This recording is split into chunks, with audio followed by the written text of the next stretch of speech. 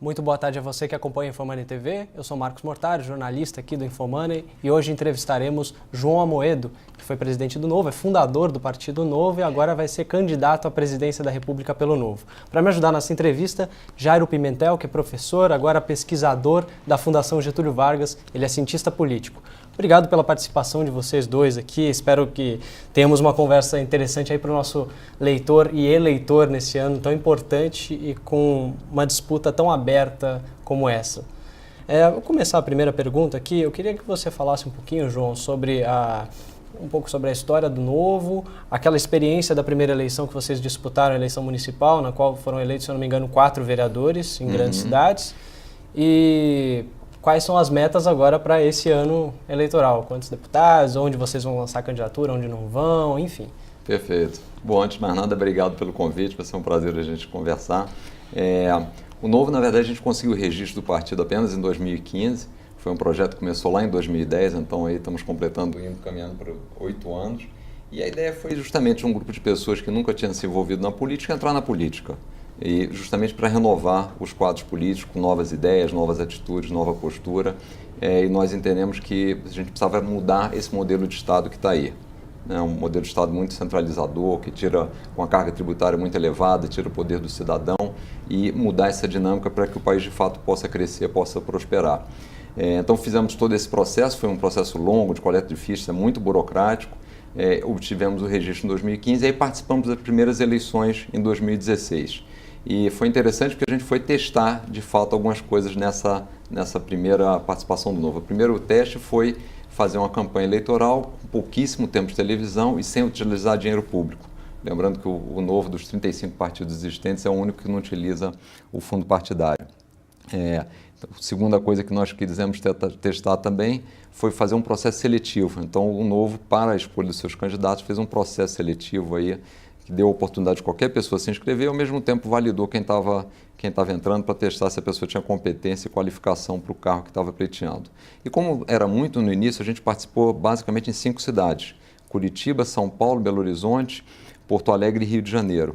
E só não elegemos vereador em Curitiba. Nas outras 4, nós elegemos gente nova na política, que teve em alguns lugares, como Rio de Janeiro e Porto Alegre, uma votação expressiva. O Novo, nessas 5 cidades, foi o 6º ou 7º partido com o maior número de votos na legenda. Então, foi uma experiência muito interessante e nos permitiu, vamos dizer, passar do discurso para a prática. Então, a primeira coisa que esses vereadores fizeram foi cortar drasticamente o número de assessores e as verbas de gabinete. Então, estão gerando uma economia de cerca de 4 milhões de reais por ano, somente os 4 atuando. Então, foi muito bom. E agora estamos passando para a segunda etapa com um passo, eu diria, muito mais ousado, né? Com o aprendizado de 2016, com um partido mais estruturado, cresceu bastante a quantidade de filiados, a própria divulgação. E agora nós vamos lançar aí provavelmente cerca de 350 candidatos ao Congresso, deputado federal, candidatos ao Senado, entre 3 e 5 candidatos ao governo. Então já está definido aí Distrito Federal, Minas e Rio Grande do Sul, muito provavelmente São Paulo e eventualmente o Rio de Janeiro. E a minha candidatura, como você falou, à presidência da República. E o objetivo principal qual foi? Quer dizer, fazer uma grande bancada no Congresso. Temos uma meta aí de eleger 35 deputados federais. Muito dentro da ideia original do Novo, de que a gente entende que o modelo que nós temos hoje, quer dizer, muito concentrador no Estado, o Estado com uma presença muito forte em toda a economia, mesmo nos costumes das pessoas, restringindo a nossa liberdade, a gente precisaria mudar esse modelo. E isso, para ser feito, tem que ser no Congresso. Então, eu diria que esse é a grande meta, é o grande desafio. E no campo presidencial, também nós estamos otimistas, porque é uma eleição que está totalmente em aberto. As pessoas têm demonstrado, quer dizer, uma grande rejeição aos políticos tradicionais, à política antiga. E a gente tem dito o seguinte, o povo quer o novo, e a única coisa nova que tem por aí é o novo. Então, apesar de um cenário ainda muito conturbado e muito em aberto, a gente está bastante otimista com as perspectivas para esse ano. Amoedo, aproveitando esse gancho sobre a organização do Novo, sua origem, a gente observa que ele é muito diferente também do ponto de vista histórico, porque historicamente os partidos políticos ou surgiram de dentro do parlamento, com algumas coalizões que se desgarraram dos partidos originais ou formaram partidos novos, isso tanto no Brasil quanto na Europa, enfim, no mundo inteiro, ou surgiram dos movimentos sociais com viés mais de esquerda. Né? Ou ele tem uma origem interna ou externa ao parlamento. As de origem externa são mais de esquerda. E o Novo é de origem externa, porque não veio ninguém de dentro do parlamento para formar o partido, mas ao mesmo tempo não é de esquerda, né? É um partido que se coloca à direita. Estruturalmente, os partidos de esquerda foram organizados no seu início como um partido de massas, como um partido que ouvia os filiados para tomar decisões. A minha pergunta é justamente essa. Dentro da estrutura do Novo, vai ter essa relação de olhar para os filiados e entender o que eles querem? Ou vai ser uma relação mais de cima para baixo na formulação de políticas, ou mesmo na seleção de candidatos, enfim? Perfeito. Eu acho que você colocou um ponto interessante que justamente o Novo, estava até olhando outro dia, a gente se olhar para trás, assim, nos últimos 15 anos, os partidos políticos que foram formados no Brasil tinham uma das 3 características. Ou eram ligados a alguma agremiação religiosa, ou algum sindicato, ou dissidências de partidos políticos, ou alguma figura política que saiu e montou. E desde o início do processo do Novo, quando a gente começou, a gente disse o seguinte: a gente quer construir uma instituição com visão de longo prazo, e a gente não acredita na ideia de um salvador da pátria, de uma pessoa que vai liderar e vai levar aquilo por muito tempo. Então, a gente sempre diz o seguinte: a gente tem que reunir as pessoas em torno de ideias, princípios e valores. Então, no Novo foi muito importante essa definição de princípios e valores.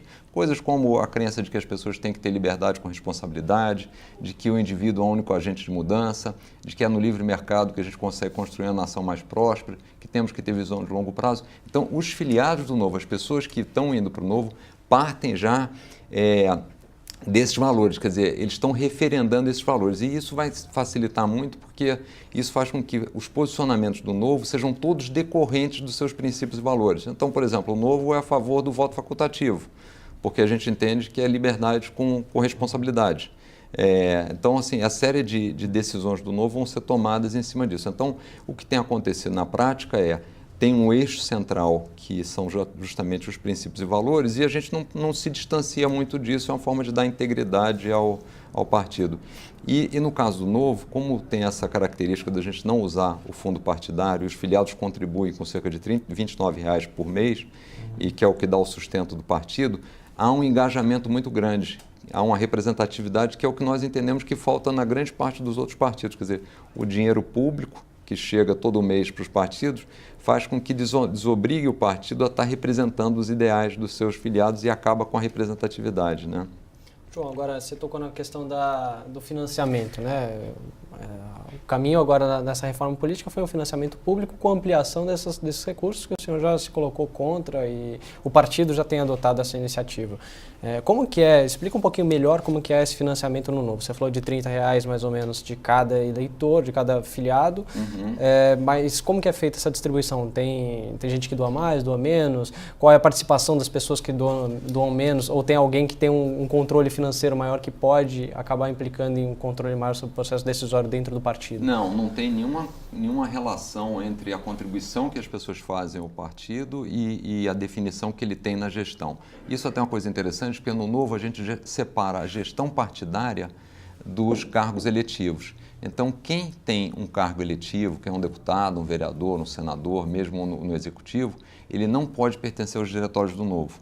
Então, isso é uma forma de blindar que, de fato, na gestão do partido não temos políticos, porque os políticos estão representando as candidaturas e não estão na gestão, a não ser que você saia do partido com pelo menos 15 meses de antecedência, que foi exatamente isso que eu fiz. Então, essa primeira ferramenta que foi introduzida no Estatuto é uma forma de justamente blindar e evitar que o partido se torne-se apenas uma legenda para atender os interesses daqueles que querem ser eleitos.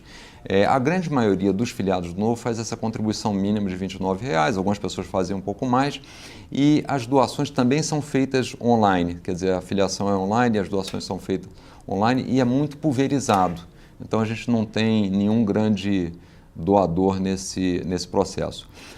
O que acontece esses recursos são usados para a manutenção do partido. E aí, nas campanhas eleitorais, a gente recebe algumas doações, mas também nada muito relevante, pelo menos foi essa a experiência de 2016, e os candidatos que são, na maioria das vezes, responsáveis pelas suas pela viabilidade das suas candidaturas do ponto de vista financeiro. Quer dizer, o partido dá um suporte, prover algumas coisas, a parte jurídica, alguns programas, mas o candidato é que vai atrás dos doadores, mas a nossa experiência é que foi muito pulverizado em 2016. E a gente acredita que seja assim de novo, até porque essa ideia do partido de querer um Estado menor, na verdade, isso faz com que você tenha menos oportunidade de vender favores, né? Então, nós entendemos que um Estado menor justamente propicia menos a corrupção, cria um ambiente menos propício à corrupção. E não tem total dissociação entre os rumos do partido e as doações, né? Acho que isso é importante. Claro.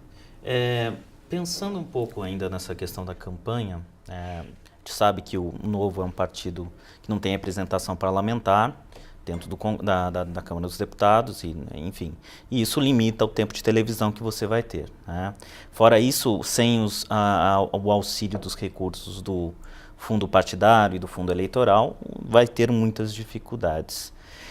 Fora os recursos de filiados, existem outras formas que vocês estão pensando de financiar com pessoas jurídicas? Como é que está essa relação?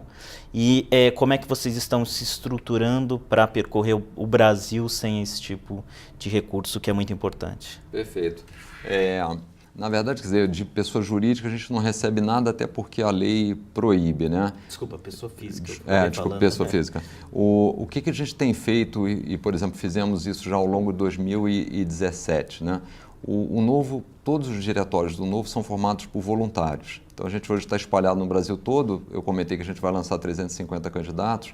Nós lançaremos em 18 estados da federação, mais o Distrito Federal. E todo esse processo de diretórios e núcleos que são formados pelo Brasil é feito por voluntários. No ano de 2017, nós fizemos 900 eventos em 200 cidades. E aí, bancado basicamente com a contribuição dos filiados ou de pequenos doadores, né? Então, dos mecanismos de divulgação, justamente porque o tempo de televisão vai ser realmente muito escasso, vão ser essas atuações, essas apresentações no corpo a corpo. A segunda, que a gente tem usado bastante, são as mídias sociais.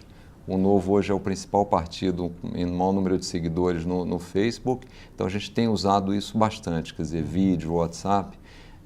E na televisão, nós temos uma meta que é chegar a 5% das pesquisas. E aí, chegando a 5%, passa a ter outro nível de cobertura, a gente poderia participar dos debates.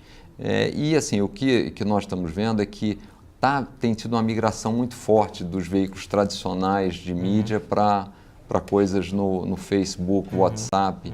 E isso, aliado à rejeição da população aos grandes partidos, à política tradicional, eu acho que cria um ambiente propício para o Novo. Só pegando um gancho nessa questão, o tempo de televisão é um recurso público, né? A gente sabe que é um dinheiro que deixa de ser recolhido em termos de impostos das redes. É uma isenção, né? É uma isenção. Mas o Novo vai usar desse benefício. No futuro, é claro que eu entendo que é uma contradição, e você também deve entender nesse sentido, mas no futuro você apoiaria, por exemplo, o fim dessa isenção e agora a permissão para que exclusivamente os partidos paguem pelo tempo de televisão para fazer propaganda? Não, sem dúvida. Acho que duas coisas são importantes. Primeiro, o Novo só usará o tempo de televisão porque se a gente não usar, irá aparecer uma tarja azul lá. Quer dizer, não haverá nenhum benefício para o pagador de impostos da não utilização desse tempo. No caso, por exemplo, do fundo partidário que a gente recebe, todo o dinheiro está depositado no Banco do Brasil desde o início, e a gente já fez algumas consultas para a Receita para saber como é que a gente poderia devolver o dinheiro e o rendimento do dinheiro, né? Então, no caso do tempo de televisão, não teria nenhum ganho para o pagador de impostos. Mas uma das coisas que a gente defende numa reforma política é a extinção tanto do fundo partidário quanto do tempo de televisão. Só assim a gente vai buscar uma representatividade adequada, porque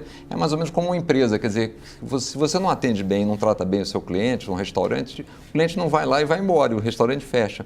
O problema dos partidos políticos é que, como tem verba pública, quer dizer, tratando bem ou não, representando bem o seu cidadão, o seu filiado, ele recebe dinheiro público. Então, quando eles fizeram essa reforma política, justamente foi aumentar essa verba pública, quer dizer, distanciou ainda mais o cidadão, o eleitor do partido político. Então, uma das coisas que nós seríamos favoráveis numa reforma política é realmente a extinção dos dois, tempo de televisão e o Fundo Recursos Públicos. É difícil que nessa dinâmica que a gente tem aqui, quando a gente olha para os partidos que, na verdade, todos eles recebem, não é uma tese que os outros partidos encampem, né? Mas, sem dúvida, é uma coisa que a gente precisa fazer. Né? Ainda antes de entrar na questão, de fato, da disputa em si, né, dos nomes e do cenário, eu queria tocar num ponto aí que também diz respeito a essa questão de estratégia para a campanha, que é alianças, coligações e tudo mais. Com tempo escasso de TV e com cada vez menos recurso financeiro, aliás, isso até ajudaria a ampliar o tempo de TV, e pouca penetração ainda, um partido novo, então não tem uma capilaridade como os partidos tradicionais em diversos estados do país.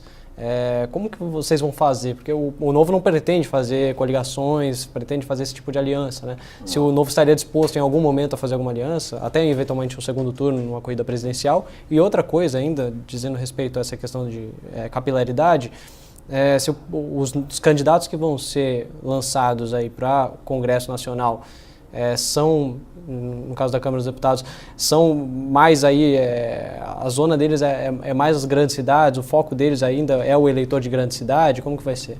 Perfeito. A questão da coligação, assim, nós, a princípio, não temos nada contra uma coligação. A única coisa que a gente tem dito é o seguinte, só faz sentido para o Novo fazer uma coligação com algum partido que tenha os mesmos valores e os mesmos objetivos.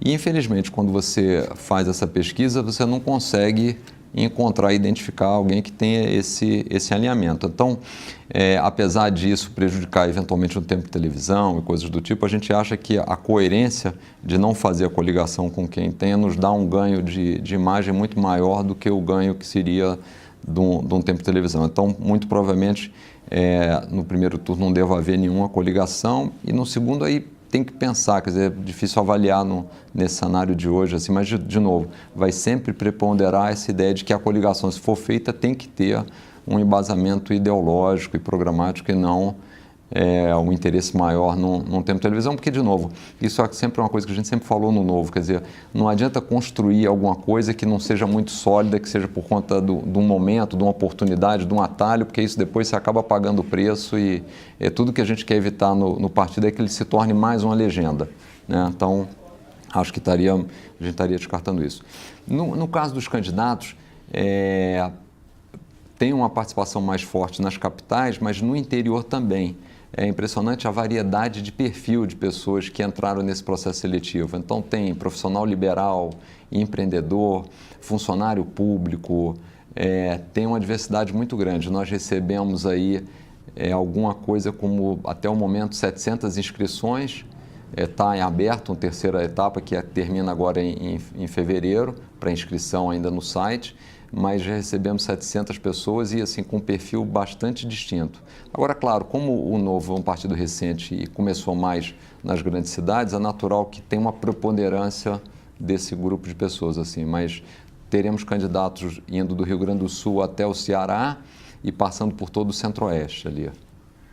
Basicamente só na região norte que a gente ainda não tem, começamos estruturas agora, mas provavelmente não teremos candidatura ainda. Eu queria perguntar um pouco também sobre uma dualidade que todo partido, todo político precisa confrontar, que é a questão da ideologia versus o pragmatismo, né? A gente sabe que em alguns momentos a política exige um pragmatismo, em outros é preciso manter uma certa coerência ideológica, né? Pesquisa realizada em novembro do ano passado pelo Datafolha revelou que 70% dos eleitores são contra a privatização da Petrobras ou de qualquer empresa pública. Como é que o Novo vai encarar essa realidade que é diversa aos seus ideais liberais? Assim, vamos encará-la de frente. Eu acho que uma das grandes novidades que a gente quer colocar no Novo, que é fazer uma política de forma diferente, é ser sempre coerente. Então, nós estamos seguros de que para o Brasil será melhor, tanto para a população quanto para a nação, que a gente não tem empresas públicas. Elas serão mais bem administradas pela iniciativa privada, a gente não terá que colocar impostos lá, os serviços serão melhores. Então, assim, a gente tem visto, nos últimos 2 anos foram gastos 40 bilhões de recursos adicionais dispendidos para as 149 estatais que o Brasil tem. Então, a nossa linha de atuação vai ser o seguinte, olha, nós entendemos que isso é melhor e o nosso papel é mostrar para essas 7 de cada 10 que esse é o melhor desenho, que as empresas públicas, que muito tempo foi vendido como sendo uma coisa estratégica, esse dinheiro poderia estar sendo usado na educação, na saúde, na segurança, e não para gerir empresas, gerir posto de gasolina, empresa de correio, banco. Então, a gente precisa tirar a população com informação, com dados dessa armadilha que eu entendo foi criada para se perpetuar no poder e para ajudar a classe política a vender favores e ter a contrapartida e facilitar a sua permanência lá. Então, eu acho que é fundamental a gente ser coerente até para realmente ser novo, né? Acho que essa vai ser a linha de atuação. Não é fácil, porque é sempre mais fácil você dizer o que as pessoas querem ouvir, mas infelizmente eu acho que foi por ter se dito durante tanto tempo somente o que as pessoas querem ouvir e que a gente chegou num país que não consegue crescer, que as contas que o Estado cobra uma carga tributária altíssima, presta péssimo serviço e mesmo assim as contas não fecham. Então, só vai mudar a gente só conseguirá mudar esse modelo se definitivamente a gente for para as soluções que têm que ser feitas, né? Então, não tem muito como fugir dessa coerência, dessa pauta que nós entendemos que é a correta. Agora, João, levando em consideração o Brasil, o Congresso mais fragmentado no mundo, a Câmara dos Deputados, né? E a meta de vocês de 35 bastante ousada, né? Pode ser que fique abaixo disso, enfim, pode ser também que fique acima, mas ainda assim vai ser uma representatividade que não tende a ser majoritária, não tende a ser muito grande perante os 513 assentos lá dentro. Voltando a tocar nesse ponto que o Jairo tocou, né, do pragmatismo contra a ideologia, os princípios, enfim. Vocês não têm um receio de um certo isolamento, quer dizer, ficar numa espécie de bolha sem fazer a operação, porque parte da operação política também é isso, né? Os acordos com até quem pensa diferente, quem tem valores distintos em torno de alguns projetos que não são exatamente o que vocês defendem, mas que também para poder abrir possibilidade para outras pautas serem discutidas. Então, no dia a dia, de fato, na política real, como que vai ser e se vocês temem esse isolamento? Não, eu acho que é uma boa pergunta, assim. Eu acho que tudo na vida a gente define prioridades. Então, tem coisas que você está disposto a abrir mão porque você tem um serviço maior ou uma necessidade maior a ser feita. Então, acho que assim, a negociação é uma coisa fundamental e sempre existirá. O que a gente não estará disposto a fazer é uma negociação que não seja republicana e que não seja dentro dos parâmetros razoáveis, né?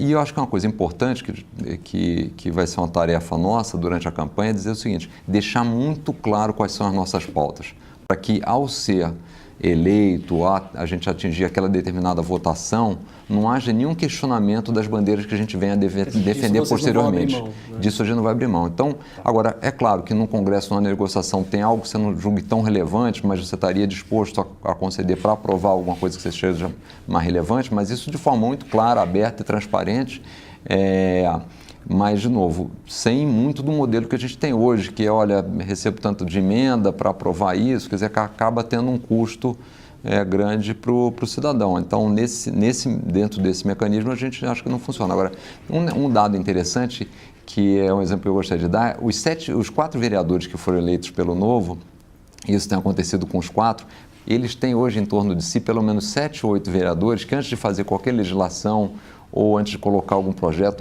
ou votar alguma coisa, trocam ideia com eles para saber qual a opinião deles. Então, o fato de você ter pessoas bem preparadas e que estão fazendo aquilo de forma consciente, coerente, dá uma respeitabilidade, uma credibilidade que faça com que você tenha outras pessoas se espelhando nisso. Então, a gente espera que isso possa acontecer em alguma escala na Câmara, né? Passa a interferir no processo decisório pelo conhecimento técnico, não pelas influências, pelas costuras. Exato, né? Assim, porque obviamente nós entendemos que existem pessoas bem intencionadas que serão eleitas, que eventualmente podem estar tomando uma decisão errada por falta de conhecimento. Então é uma oportunidade de você discutir, apresentar a sua ideia, e aquilo não envolve só uma mudança de posição única e exclusivamente porque a pessoa teve um benefício, né? Então acho que nesse ponto, desculpa. Nada. Um caso prático, por exemplo, a reforma da Previdência. Nesse momento está muito difícil de ser aprovada, o seu partido já, obviamente, é favorável à reforma e tal. mas não tem voto, né? Está muito difícil construir voto e a negociação tem que ser feita. E como seria? O Novo, como se o Novo já tivesse uma bancada na Câmara dos Deputados, o Novo apoiaria, estaria de acordo aí com as negociações feitas, por exemplo, em termos de cargo. A gente sabe que estão sendo liberados recursos de emenda numa situação fiscal muito complicada do país, enfim, visando uma medida de ajuste fiscal de um médio e longo prazo. Mas que está sendo feito esse tipo de concessão. E aí? Eu acho que aí, assim, houve um erro inicial na comunicação. Não foi mostrado para a população que a perda grande é não se fazendo a reforma. Você pode ter uma redução nos investimentos de saúde, você pode ficar com um país com as contas que não fecham, necessariamente você teria que aumentar a taxa de juros. Isso vai prejudicar vários empreendedores, quer dizer, vai prejudicar a criação de riqueza, vai aumentar o índice de desemprego. Então, nesse caso específico, eu acho que houve um erro anterior, que foi a forma como uma coisa foi comunicada. Quer dizer, na verdade, a reforma da Previdência não é o fim, ela é o meio. Para o Brasil ser um país sustentável, onde você possa ter taxas de juros mais baixas, ter responsabilidade fiscal, o país possa crescer. Então, eu acho que a gente deveria ter começado por aí, né? Então, é fundamental você começar certo, porque senão você entra depois num processo onde fica muito difícil. E, aliado a isso, acho que a falta de comunicação, a gente tem claramente um governo que fez alguns avanços importantes na parte econômica, mas continua usando as mesmas práticas antigas, até, vamos dizer, o quadro político, os ministros, alguns averiguados com investigações, quer dizer, isso tudo contribui para você ter dificuldade e acabar tendo muito custo para passar as reformas. Então, a gente espera que isso não aconteça, mas... Eu queria falar um pouquinho ainda mais da questão ideológica. Claramente o Novo é um partido liberal, se coloca como liberal, e vários outros movimentos que surgiram na esteira de 2013 se colocaram como liberais, mas neste momento, até por uma questão de falta de alinhamento político, etc., tem colocado pautas mais conservadoras do ponto de vista moral. Perfeito. Né? Como é que, do ponto de vista moral, se coloca o Novo em relação, por exemplo, ao casamento entre homossexuais, adoção de criança por homossexuais, igualdade entre as mulheres e homens? Como é que está a questão da moralidade dentro desse aspecto liberal? O Novo é de fato liberal dentro desse aspecto ou também é conservador, como por exemplo o MBL se colocou ultimamente? Perfeito. Assim, eu entendo que a questão da moralidade é uma questão pessoal, isso não deveria ser encampado por um partido político, porque isso cada um deve ter a liberdade para fazer essa opção, né?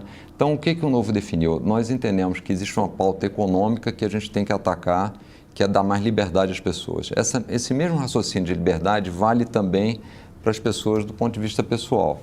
Então, o que nós definimos? Existem questões, boa parte delas, onde o Novo dá liberdade ao seu mandatário de adotar uma posição. Então, entre esses 350 candidatos do Novo, nós teremos pessoas que serão contra o aborto, teremos pessoas que serão a favor do aborto, né? A questão das drogas, nós teremos pessoas que serão a favor da legalização, nós teremos pessoas que serão contra a legalização. Então, o que a gente vai fazer dessa forma é deixar que o eleitor decida que tipo de representante ele quer ter no Congresso.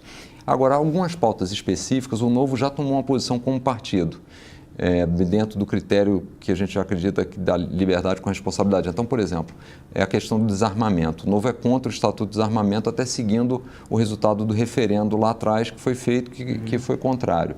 A questão do casamento entre pessoas do mesmo sexo. O Novo também já se posicionou a favor disso. A gente acha que as pessoas têm que ter liberdade de definir. Então, para esses temas, o Novo tem uma posição e para alguns dos outros, aqueles que eu mencionei anteriormente, a gente está deixando que o seu mandatário exponha a sua posição. A única coisa que o partido cobra é que o mandatário tenha coerência entre o que ele se posicionou na campanha e depois a sua atuação no Congresso. Agora, João, levando em consideração que o nosso processo eleitoral é muito mais do partido, voto primeiro do partido para depois ser voto dos candidatos, por mais que o eleitor tenha escolhido aquele candidato, pode ser eleito outro candidato, nessa questão da moralidade, não seria melhor o partido ter alguma posição um pouco mais firme para evitar também uma decepção do eleitor, com um cara pró-aborto e é eleito um cara contra aborto, por exemplo? Eu diria o seguinte, aquela pessoa que... Porque é o seguinte, nos outros partidos isso não está muito claro.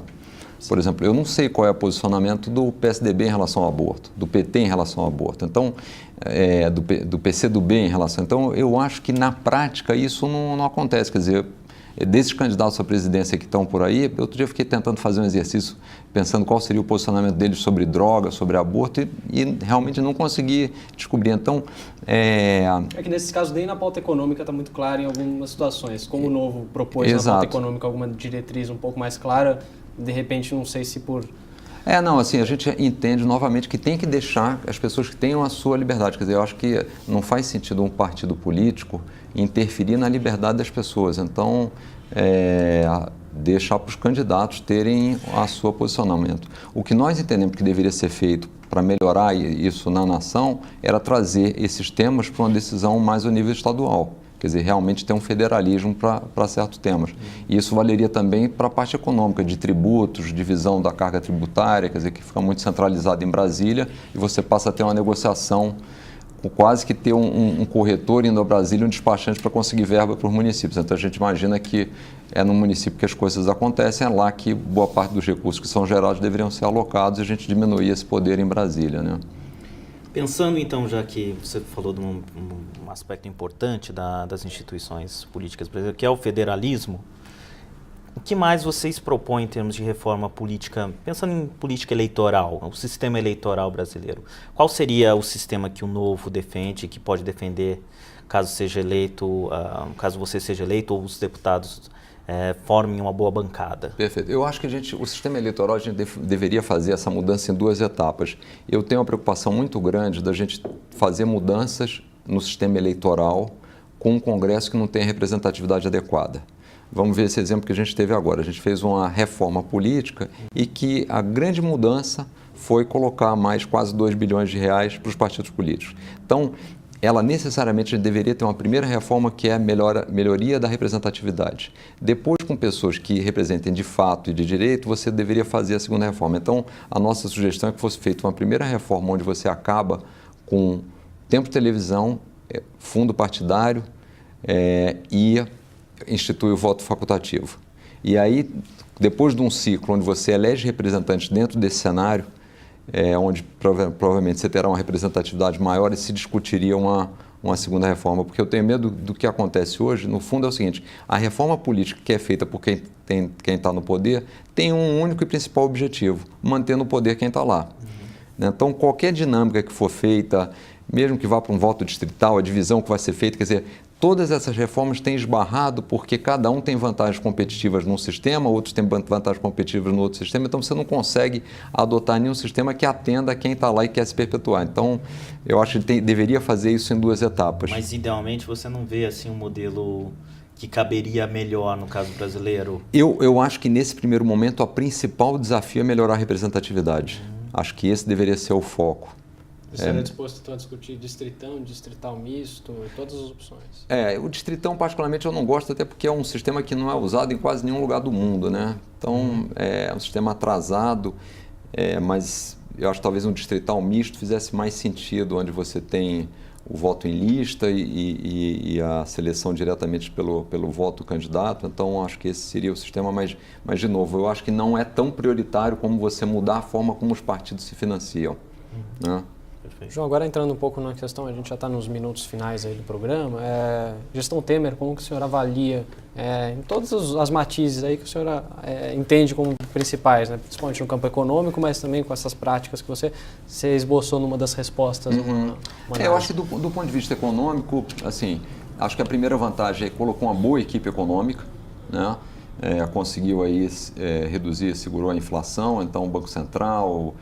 E acho que avanços importantes, como o teto dos gastos, a mudança da TJLP para uma taxa mais próxima ao mercado, reforma trabalhista, tentativas de passar a reforma da Previdência. Então, acho que no campo econômico foi bem. O que não foi bem? Na comunicação, não foi bem, que foi o que a gente já falou, e principalmente nessa questão de dar uma cara nova à política, continuar a velha política antiga de colocar, de fazer as alianças, de fazer negociações para buscar votos, de colocar pessoas que têm uma tradição ruim na política. Então, isso referendou novamente o mesmo de sempre. E acho que isso foi, no meu entender, o principal motivo para o índice de reprovação tão elevado, né? De fato, as pessoas querem coisas diferentes, as pessoas querem algo novo depois de todas essas contas que estão pagando com a crise econômica, né? Acho que Última, então, pergunta, vamos lá. O que muitos têm se posicionado em relação à questão do Lula ser candidato ou não. Para você, é melhor o Lula ser candidato ou não? Eu não entro nem nessa discussão, porque eu paro na discussão prévia, que é o seguinte: se ele foi condenado, não cabe a discussão se ele deve ser candidato ou não. Quer dizer, porque senão a gente começa a mudar, a trocar a justiça criminal pela justiça eleitoral. Quer dizer, dar a margem do sujeito e dizer assim, olha, eu fiz esse crime, mas é melhor eu ser julgado nas urnas. Então, essa ideia que eu tenho ouvido de alguns partidos, que é melhor essa ideia, vamos dizer, de uma estratégia de manter o Lula, porque isso pode abrir espaço para outros, que é melhor, assim, é de novo a busca do atalho, da gente não ser coerente, não fazer o que tem que ser feito, né? Então, eu acho o seguinte, ele foi condenado, ele tem que pagar pela condenação e, consequentemente, não tem que ser candidato, quer dizer, tirar isso do aspecto estratégico da campanha, que infelizmente é o que a gente vê muitos partidos fazendo essa consideração. Eu acho isso muito ruim, acho que é um exemplo péssimo que a gente está dando para a população, que a gente está dizendo assim, a gente está relativizando as coisas e dizendo, dependendo dos nossos interesses, a justiça, a lei não deve ser cumprida, né? Então, eu acho que isso é muito ruim e acho que é mais uma prova de que a gente realmente precisa fazer mudanças na política, né? Se tem gente com essa cabeça nos altos cargos da nação, certamente a nação não está caminhando para o lugar que deveria caminhar. Fazer mais uma última e dou a palavra também para o Jairo fazer, que agora também abriu uma possibilidade de também um outro campo de pergunta. Que, na entrevista que o senhor deu na semana passada para o Infomani, foi no dia, inclusive, da condenação do ex-presidente, o senhor falou até que o PT estava fora do jogo e que não sabia se você até poderia pensar, na sua posição pessoal, né, se o partido não deveria ter seu registro cassado. Você mantém essa posição? Que partido ia sobrar nessa situação toda que a gente tem? Eu acho o seguinte, a legislação, a iniciativa correta? A legislação, na forma como ela está escrita hoje, dentro das 4 ou 5 condições, ela não dá ainda efetivamente uma condição para o partido ser cassado dentro do que está. Mas eu acho até que a gente deveria se questionar, porque um partido que teve a quantidade de tesoureiros condenados, o presidente, ex-presidente condenado, uma série de líderes condenados também, alguns já presos, que participou dos grandes esquemas de corrupção que existiram, Mensalão, Petrolão. Não é razoável que uma instituição dessa, que recebe dinheiro público, tem condição de lançar candidato, continue a estar presente e nada ser feito contra a instituição. Não me parece razoável, né? Então, no meu ponto de vista, a gente deveria ser revisto a lei que prevê em que condições são cassados os registros dos partidos políticos, porque, no meu entender, um partido que sofreu tudo isso deveria ter o seu registro cassado. No meio empresarial, se uma empresa tem comandantes que participam também de práticas ilícitas, a Lava Jato mostrou muitas delas, deveriam também ser fechadas, seguindo essa lógica?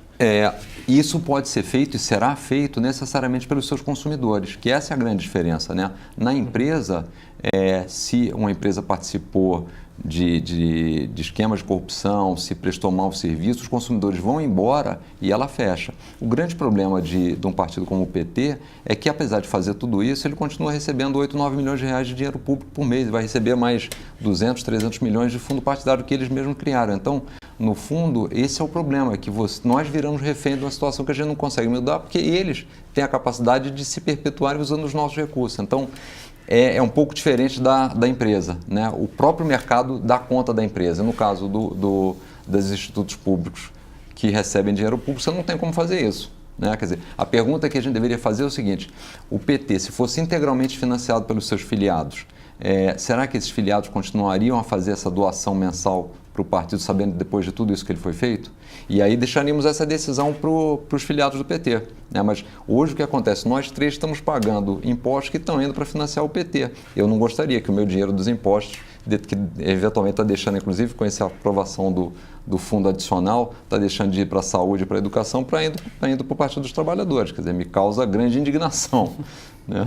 Só pegando para fechar aí, para fechar, a questão da doação é uma coisa que a gente percebe em relação à função política, que vivendo numa sociedade desigual, a gente teria, se exclusivamente financiados partidos pela iniciativa privada, a gente teria uma elitização da política muito maior do que talvez existe hoje. porque partidos financiados pelos mais pobres provavelmente não existiriam, uma vez que os mais pobres não têm condições de bancar R$30 por mês para ajudar os seus filiados. Uma grande maioria dos brasileiros, R$30 por mês faz muita diferença.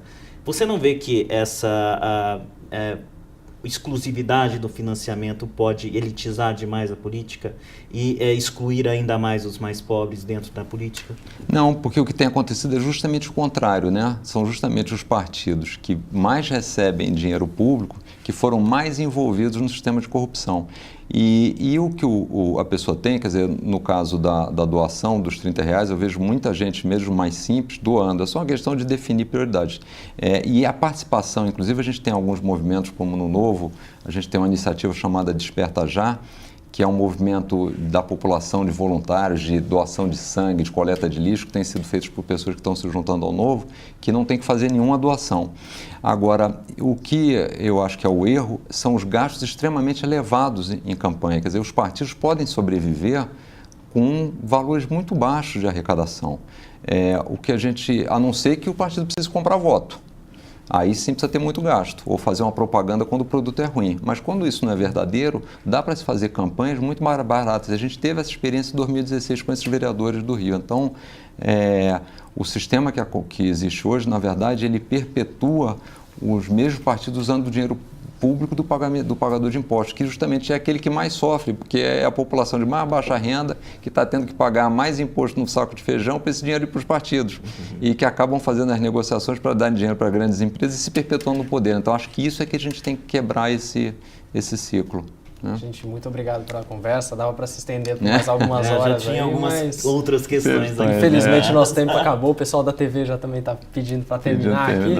A você que nos acompanhou, muito obrigado pela audiência. Conversamos com o João Amoedo, que é pré-candidato à presidência da República, já candidato à presidência da República pelo Partido Novo. E Jairo Pimentel me ajudou nessa entrevista, ele que é pesquisador da Fundação Getúlio Vargas. Muito obrigado pela audiência. Esperamos contar com a sua participação também na próxima.